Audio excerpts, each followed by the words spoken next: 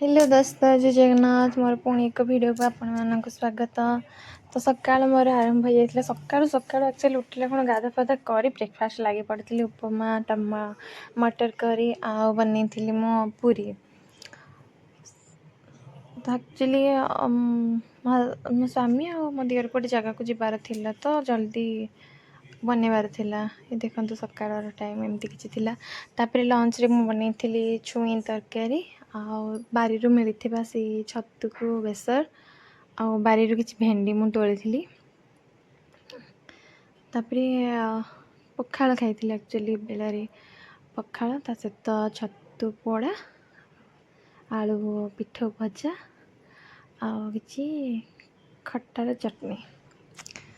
तापर इवनिंग रे बनी थी पकुड़ी पांपड़ ता सहित पुदीना पत्र चटनी। तार मजा थिला एया कि बहुत जोरे बाहर वर्षा होतिला। वर्षा बहुत जोर होता तो पकुड़ी खाइबार इच्छा है। तापर संध्या टाइम जाइली छुआ दुटा को पढ़ाई मत मामा को किसी टास्क दूसरी करूला।